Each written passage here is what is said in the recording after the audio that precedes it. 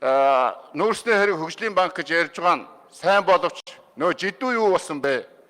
Нөө концесс юу болсон бэ? Нөгөө алан тушаалын хэрэгүүд юу болсон бэ? Энэ бүх зүйлүүдийг янзлыгээд үндсэн хуулийг өөрчилсөн. 19 он. Үндсэн хуулийн өөрчлөлтийг хийснээс хойш сахил хүртээд шалд ордог гэдэг зүйл болж байна. Дахиад үндсэн хуулийн зэцтэй хамтраад давхар дээл өмссөн. Давхар дээлэнд нь бүх одоо нүүрсний холгооч нар бүгд гавчуулагчлаа. Дахиад одоо бас үндсэн хуулийг өөрчлөх зүйл ярьж байна. Энэ өөрчлөснөөрөө бидний амьдрал сайжирдаг бол өнөөдөр үнэхээр гайхалтай болцсон байх ёстой.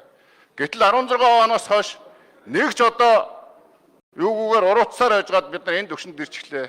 Ийм учраас ард түмэн бол биднэрт ажиллах боломжийг олгоод өгөөч.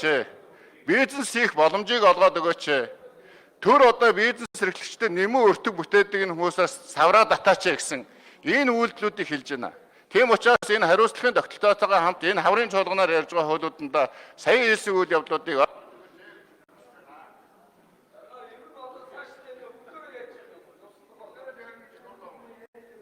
За арчлан намын гишүүдийн хэлж байгаа зарим зүйлүүд бол үнэлэлтэй.